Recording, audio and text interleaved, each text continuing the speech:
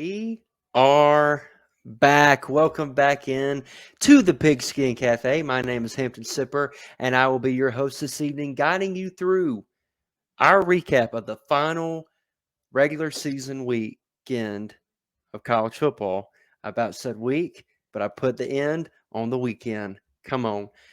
Joining me tonight is the correspondent at large himself, Graham Haney. Graham, are we all moved in? Are we all settled? Are we ready to talk a little college football?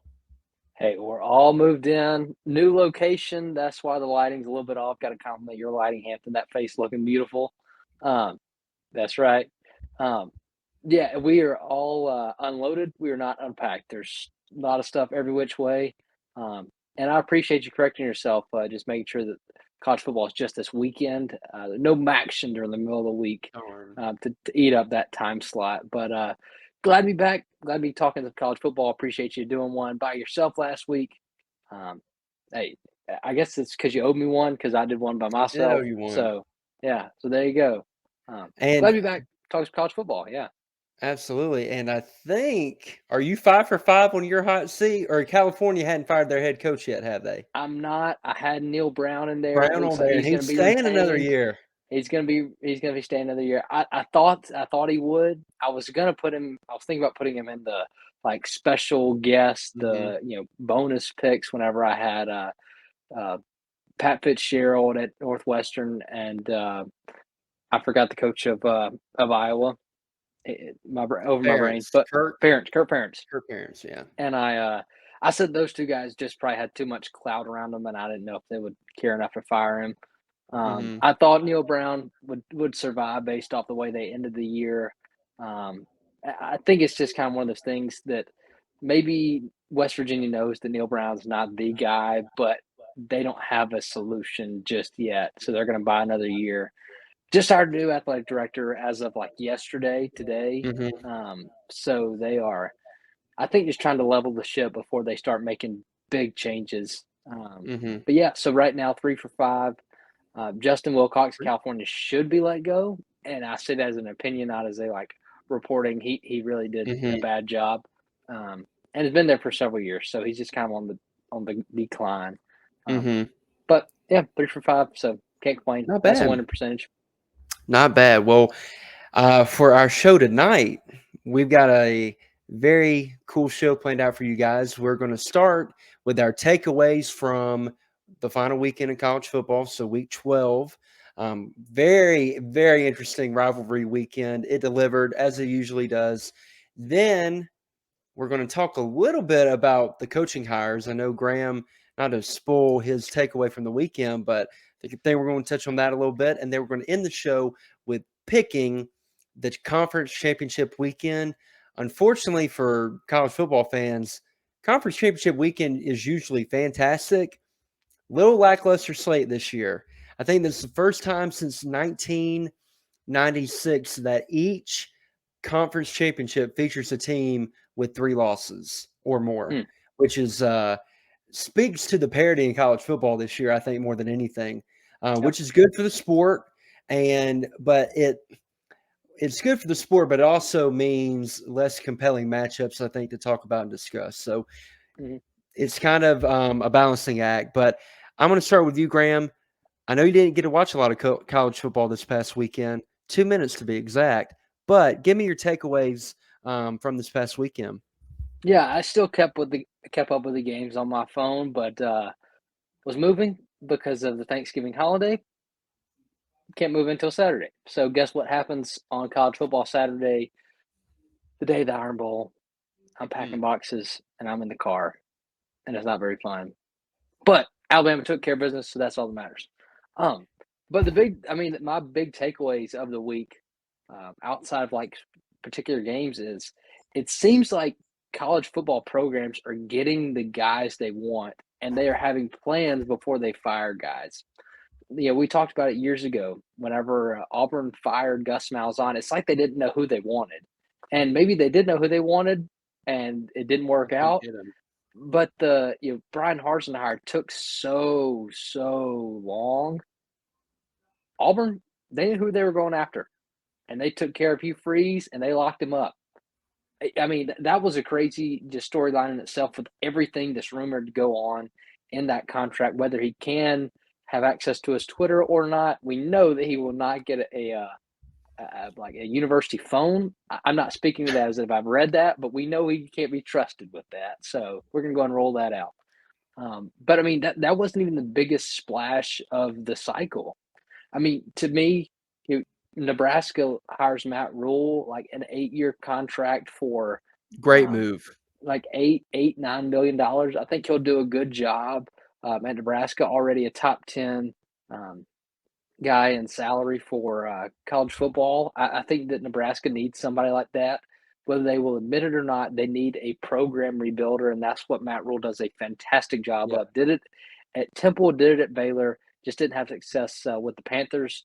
And man, if you're Matt Rule right now, you are sitting large. He is making a ton of money.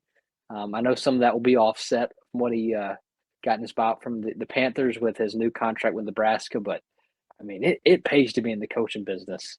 But the biggest hire, in my opinion, Luke Fickell to Wisconsin. I mean, holy smokes. We had a guy Match last made in heaven. yeah, we've talked about how good of a coach Luke Fickell is. He took the first group of 5 team to the college football playoff. And yes, Clemson was not, comparable to Alabama, but it was not a pushover. That team was still very talented. You look at what Sauce Gardner is doing in the NFL today, one of the best cornerbacks already. They had a lot of talent. And he turned down last year, turned down Notre Dame.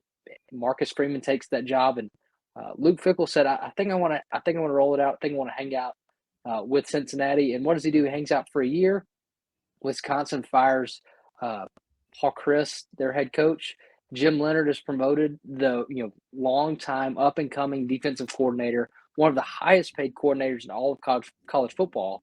I think Wisconsin fired Paul Chryst for the simple fact of we know that Paul Chryst isn't the guy, but is Jim Leonard the guy, or do we need to find somebody else? And in the 6 or 8 games that he coached, he wasn't the guy. And when you can get a guy like Luke Fickell, who's a proven winner, a proven track record of recruiting high level talent. I mean, he's getting 4 stars at Cincinnati. I mean, I think Wisconsin has to be blown away. They that is the biggest home run of the whole cycle, regardless of how anything else shakes up. Luke Fickell to Wisconsin, you've got to be ecstatic if you're a Mm. Wisconsin fan. Last thing I'm going to talk about the coaching carousel. Our boy Deion Sanders has some rumors going around that he's been offered the job at Colorado, at South Florida, and And uh, Cincinnati, and Cincinnati. which is Um, really interesting. the Jackson State plays in the um, Celebration Bowl, maybe it's the whatever their conference championship is Mhm. on Saturday, and he said that the rumors were that I saw is that he would have a job on Sunday. So I think something's probably already lined up. He's just waiting to coach this last one out. Hampton, I want you to just give your where's Deion Sanders going? I need to know that in 3, 2, 1. Cincinnati. Cincinnati. I think he's going to Colorado. I think that the leash will be longer there. The I think that. reason I say Cincinnati, Dion's a big Under Armour guy. Mhm, I don't know. I think Colorado's Nike, but yeah, Cincinnati is Under Armour, I believe.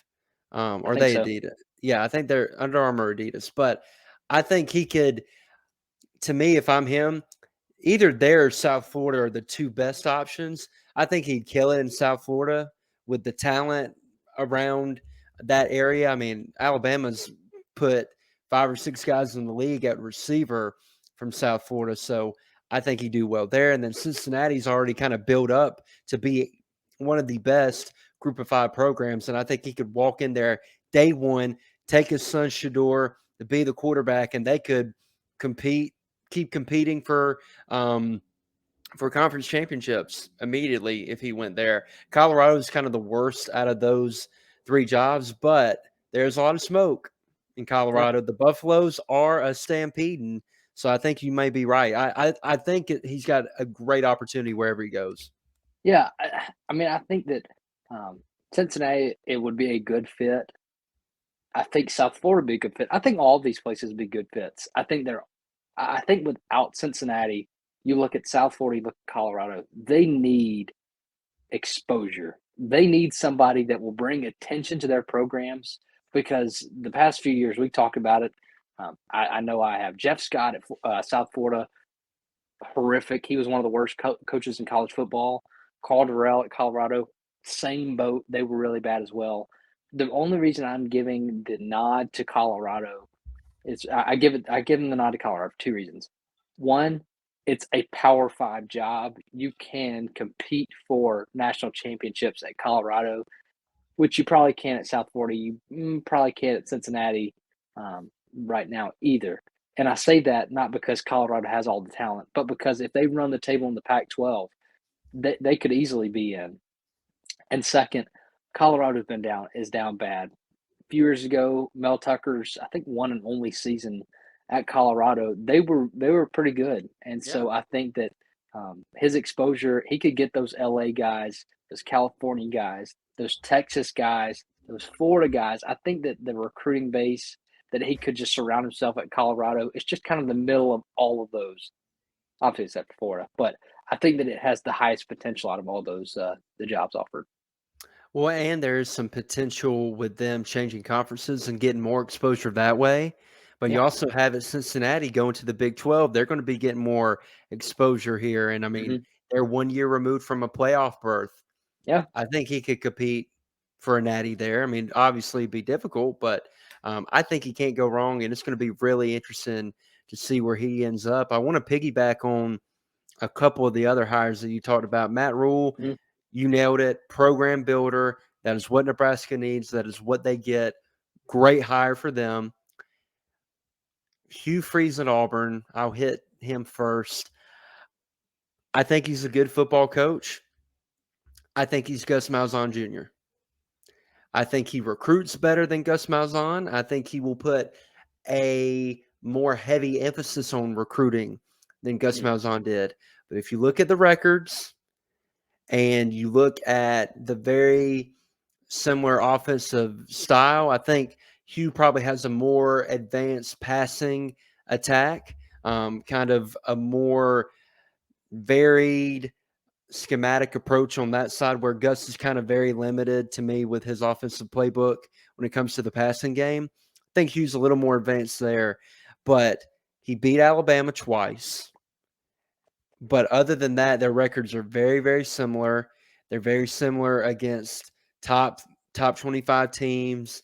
And I think he'll recruit well, especially with the NIL arsenal they build up. But Graham, it's kind of I find it very ironic with how some Auburn fans have viewed this hire. And what I mean by that is, you talk this infamous video came out from a former player talking about at Auburn, you can't win without integrity. And that's who you got Yeah. the to be your beacon of integrity.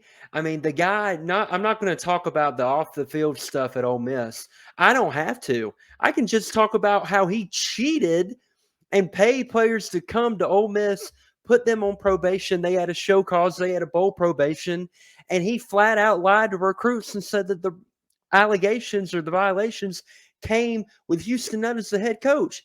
Lied to their face. And so when he talks about in the press conference, oh, they hadn't taken away my social media, or when he says Greg Sankey didn't block me from coming in the FCC, I chose to go to Liberty to be a head coach instead. Do I believe him one bit? Heck No. to the no. The man the man is a liar. I mean, he lied to recruits. He lied to Ole Miss. And I'm all for people getting second chances. I believe in grace and I believe in that. But, there's the messages he sent to the young lady at Liberty who's filed a lawsuit. There's some other questionable things that I don't really want to get into on this podcast because we could extend it to an hour or so. But I just find it very funny that you talk about you can't win without integrity, and we ain't going to get Lane Kiffin because he's not a man of integrity, but you're going to get Hugh Freeze. Yeah. Okay. On the field, I think he'll do well there. I think he'll win there. I don't think it's a home run hire. I don't believe that. I think it was probably the best that they could get at this point. Mhm. Even though they wanted Lane Kiffin, they can talk about, oh, Hugh Freeze was our number one. No, Lane Kiffin was their number one, and Lane Kiffin turned them down. Don't let them confuse you. Just like when Brian Harsin was hired, they told you, oh, he's our number one. And when they wanted Mario, they wanted Lane again, they wanted Sarkeesian, and they swung out and missed on all those. So they went to Brian Harsin. Hugh Freeze is a good hire on the field, but it's going to be very interesting off the field, even in recruiting, how teams leverage his past against him. And I'm not even talking, like I'm saying, I'm not going to get into the misstylings or whatever. I'm just talking about the football management of a program that he clearly violated and clearly did a poor job at Ole Miss. I think that is something to watch for at Auburn. But we got to talk about Luke Fickell in Wisconsin. All I'll say is I think that is not only the best hire of the cycle, it is the best fit.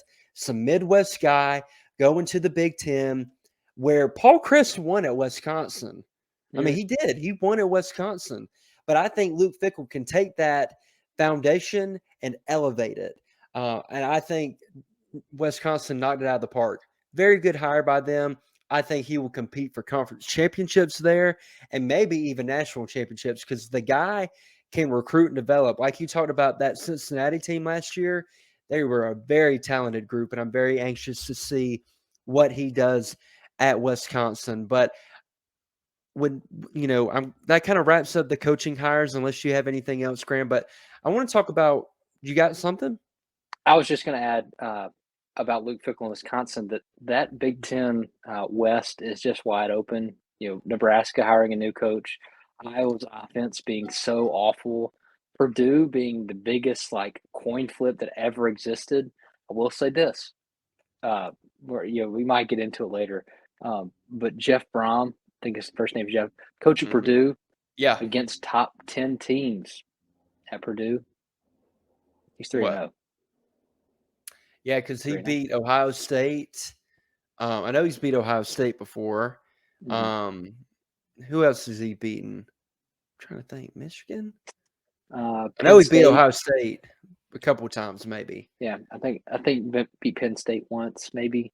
I don't know. I Uh-huh. just saw the stat. I can't recall. I was just like, dang, That's he's done that interesting. at Purdue. Yeah. So Very anyway, interesting, especially with the game they had this upcoming weekend against the Michigan Wolverines, which we'll get to in a second. yeah, But looking back to this past weekend, and even the weekend before that, the story is Shane Beamer. Beamer ball, man, at South Carolina. You and I, before the year, they were our sleeper team coming out of the East. We thought they had a lot of talent, that we thought if Spencer Rattler could be a little more consistent, that they could make some noise in that division. And boy, oh boy, had they. They're not winning the division.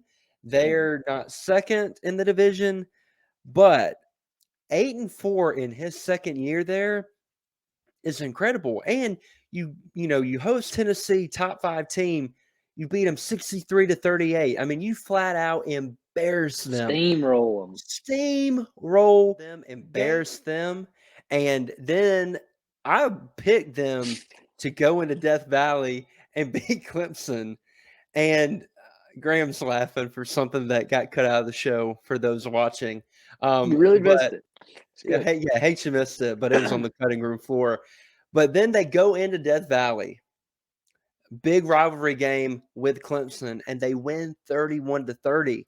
And I mean, just incredible performance by them. They were down 14-0 early, and they clawed their way back into that game. Spencer Rattler had times where he looked like the inconsistent bad Spencer Rattler, but he also had plenty moments of good. I mean, he had 360 yards through the air, 2 touchdowns. He had a touchdown on the ground. They didn't even run the ball that well. A lot of the game was won by special teams, which is classic Beamer ball.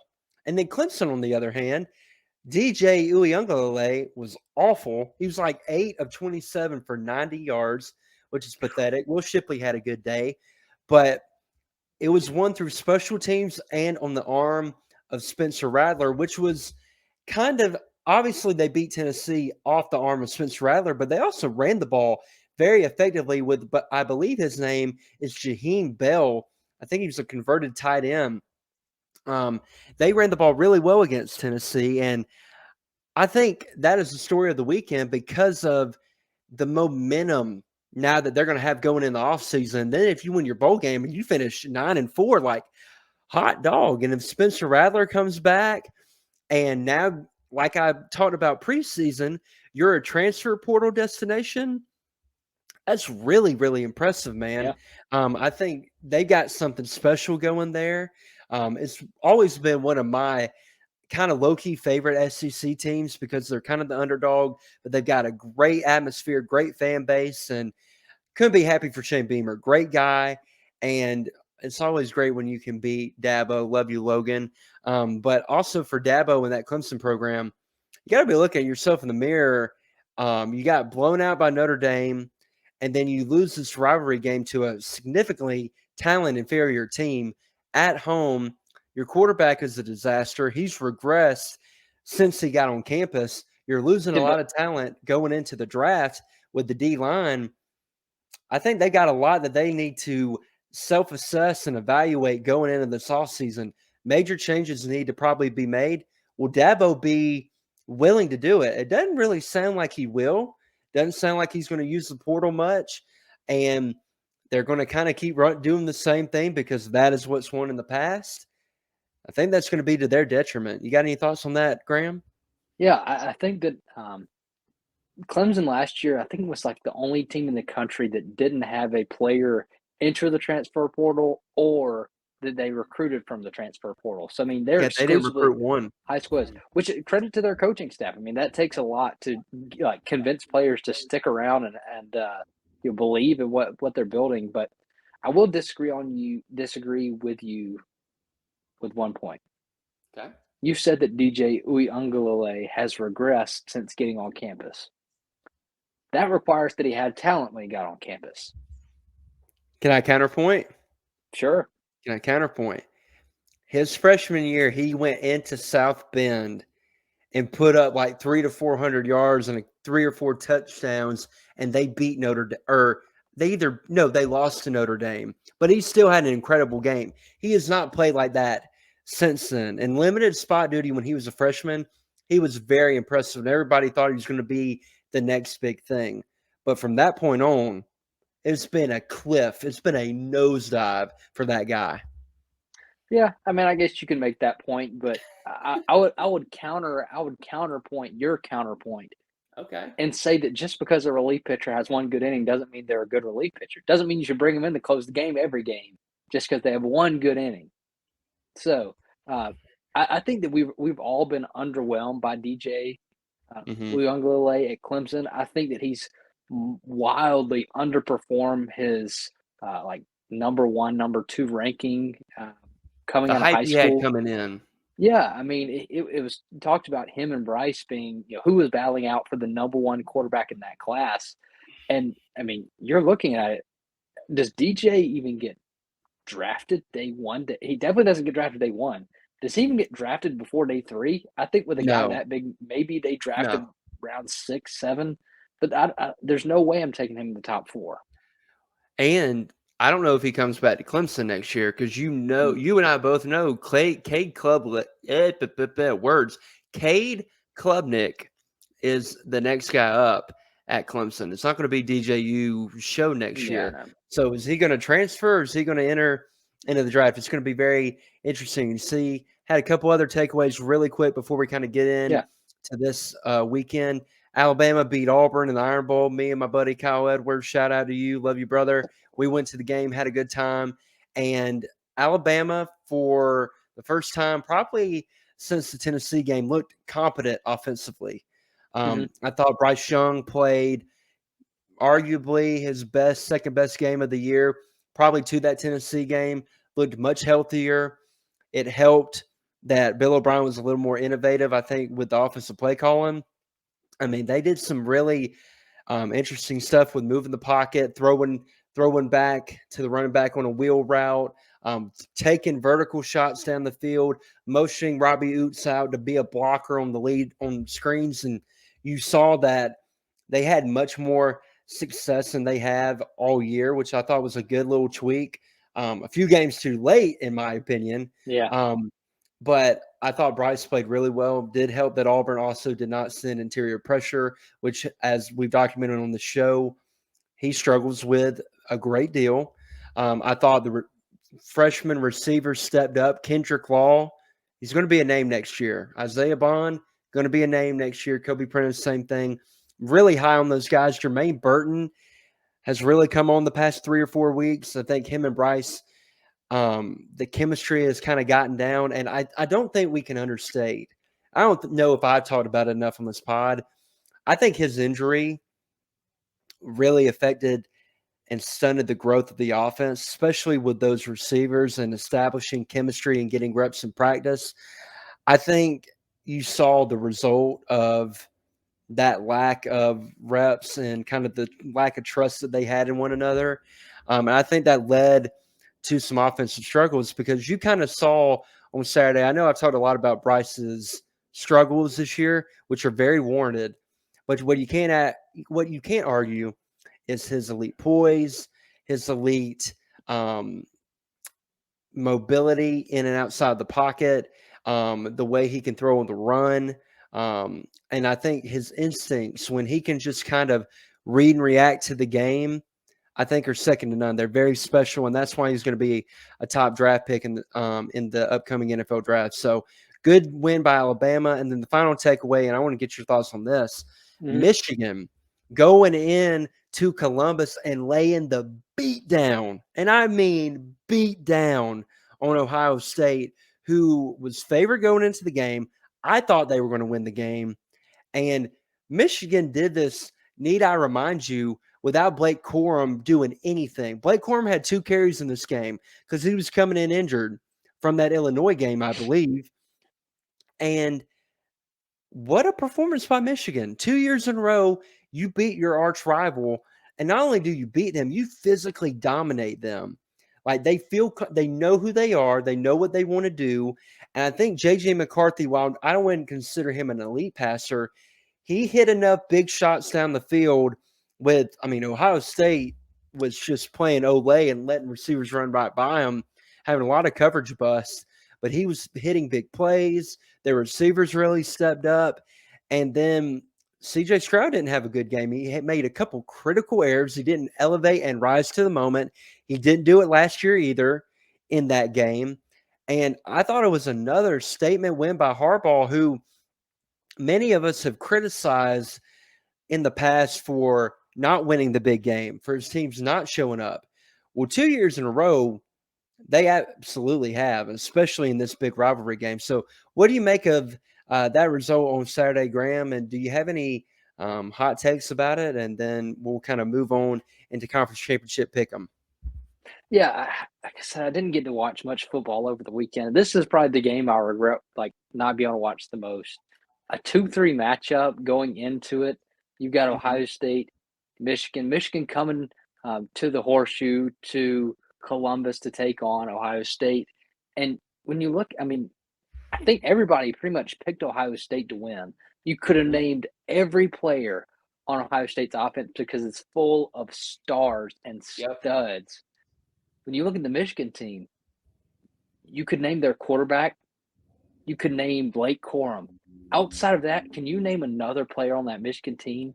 Because I probably can't. Hey, after this past Saturday, Donovan Edwards, that running back, you could put him in there because he had an incredible game.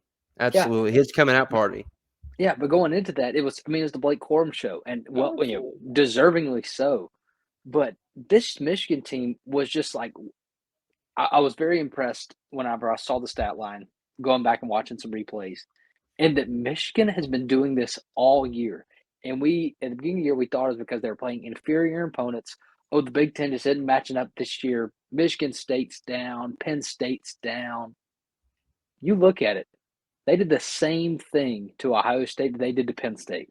Same thing they did to Penn State, they did to Michigan State. Same thing they did to Michigan State, they did to Colorado State. this team has been consistent all year in that they know their identity and they are going to punch you in the mouth. And Blake Corum, he's been explosive all year. They don't have him.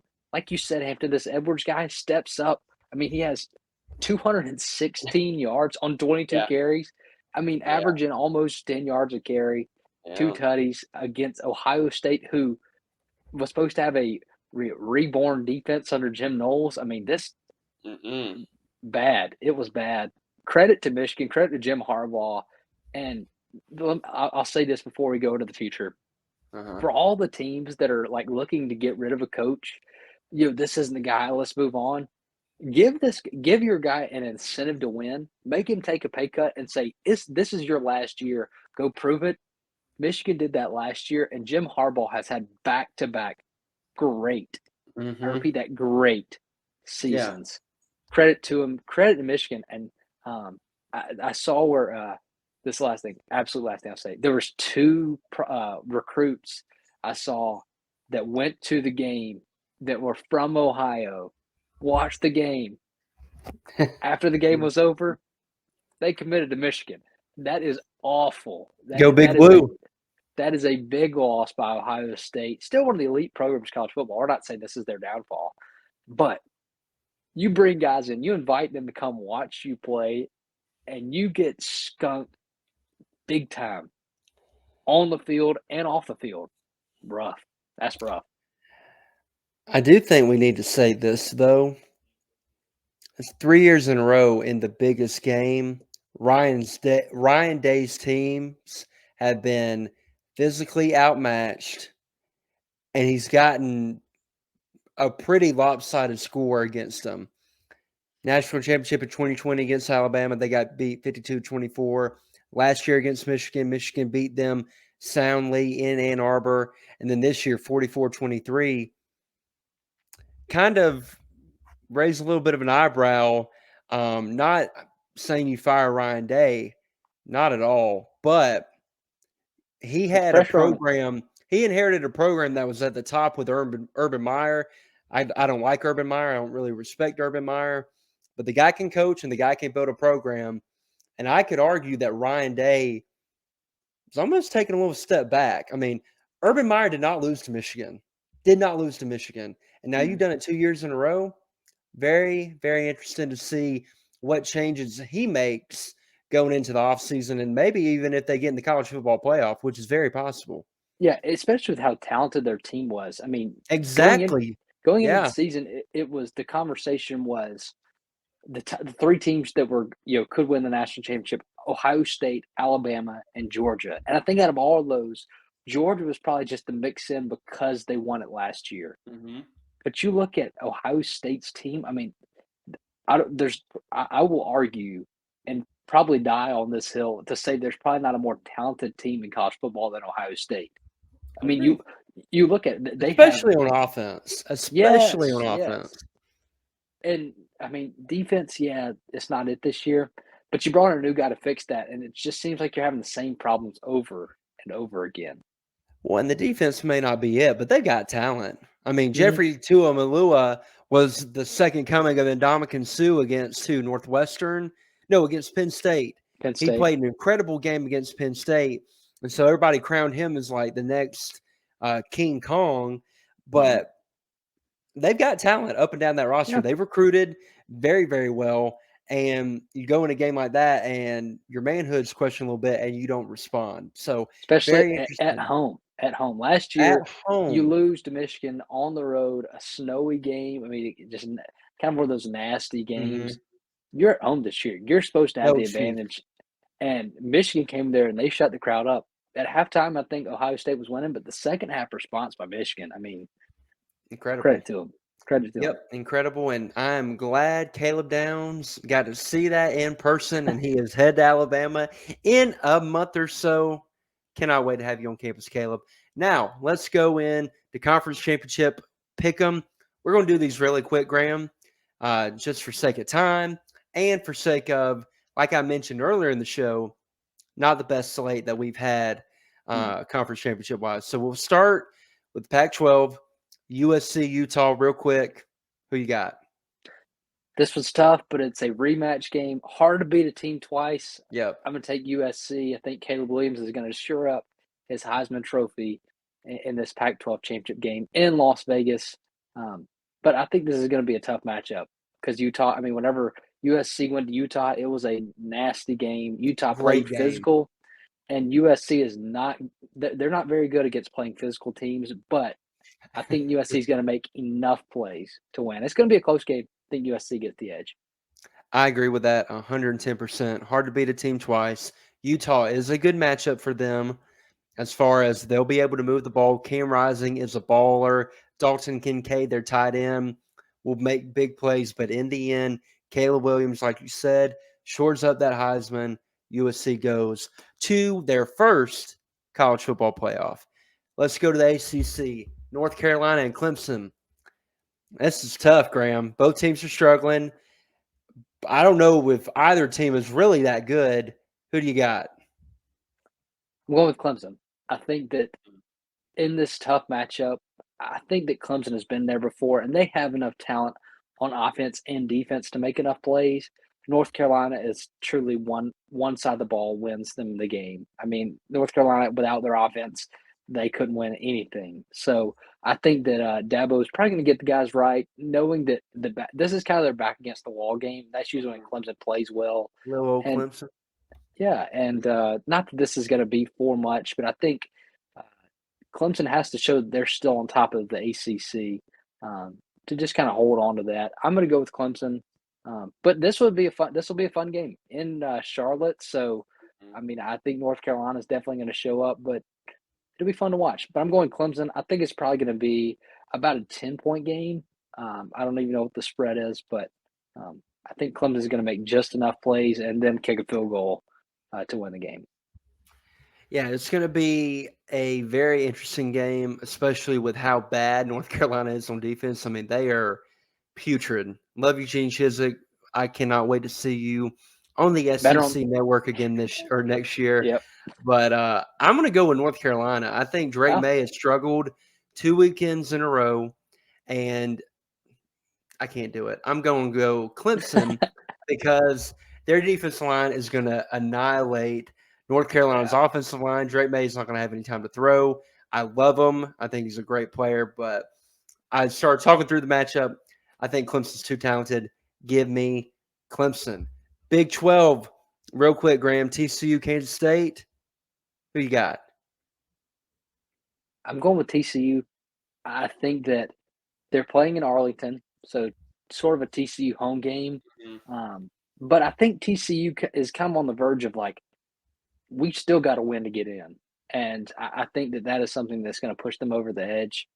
Kansas State's a good team, but they're not going to throw any surprises at you. They're going to run the ball downhill, give it to Deuce Vaughn, and try and make explosive plays like that. I think TCU just has – they've been tested several times this year and survived. Give me TCU and secures their place in the college football playoff. Not so fast, my friend. Oh, Give me the Wildcats of Kansas wow. State. When they played earlier in the regular season, they were beating TCU pretty soundly. Then their quarterback got hurt. Then their backup quarterback got hurt. And I think being fully healthy going in this game, they know that they missed an opportunity earlier in the year. They pull off the biggest upset or one of the biggest upsets of the year. Give me Kansas State to keep TCU out of the college football playoff. Wow. That's my bold take of the weekend. Now let's move to the Big Ten. Michigan, Purdue. Say it with me, Graham. Michigan Go Big is going to Blue. win this game. There we Would you go. say go Boilermakers? I said go Big Blue. Go Big Blue. Go Big Yeah. Blue. I don't even think we need to pick or talk about that game. Michigan Nah. clearly will win it, and they'll It's get just when they win it. With the first quarter or the fourth quarter, Michigan's going to win. yeah, absolutely. And then finally, well, not finally, but before our finally, SEC championship, Georgia taking on LSU. Did the Tigers pull the upset? No. Give me Georgia Georgia is as going to well. Georgia is going to be so prepared for Jaden Daniels that it's not even going to be funny. I mean, I'm not saying this is going to be like the LSU Oklahoma matchup in the college football playoff years ago, whenever Mhm. LSU won their national championship. But Georgia has all the keys to absolutely stop LSU's offense and all of the necessary weapons on their offense to just really expose the LSU defense. Coming off a big loss to A&M, which really just kind of scares their fate out of the Yeah, we college didn't even football talk playoff. about that. Didn't even Woo! give them a yeah. I mean, you give up 38 points to Texas A&M, who I mean, truly, outside of like Sam Houston State, they couldn't score above 25. All I mean, year. yeah, all year. I mean, you get dominated. Credit A&M, they played good, and then fired their offense coordinator, which That do dude or not wasn't do. I don't OC know. anyway. We Yeah, all know who the OC is in College yeah, Station. yeah. But that was a big blow to LSU, and I don't necessarily know that Brian Kelly is going to be ready for an SEC championship caliber. I think that Georgia is going to do something that Pete Golding didn't, which is to spy Jaden Daniels, which, shocker, is probably going to work against him. So give me Georgia in a very lopsided affair. I'm not even going to watch the game because I'm going to be at the next game and the final game on our docket, the first Troy game that I've gone to since I graduated. Troy versus Coastal Carolina for the Sun Belt ship. Graham, here's to the school we love, or you got the Chanticleers? Grayson McCall, the quarterback for Coastal Carolina, who's truly is their offense. They go with Grayson McCall. Last week they played James Madison and get absolutely throttled, 47-7 on the road. I mean, totally, totally awful. If Grayson Bad. McCall plays, then it will be a close game. Well, let me phrase that. Regardless if Grayson McCall plays, it's going to be a close game because that's what Troy plays all year, has played Mm-hmm. all year, and has won all year. But if Grayson McCall plays, that gives Coastal Carolina maybe an edge because Troy's Yeah. offense is not all that special. But I pay way too much money to Troy University to pick against them Come now. on. Give me the fighting John Summeralls. Give me the Trojans in a big one. First ever home conference championship. Give me the Trojans.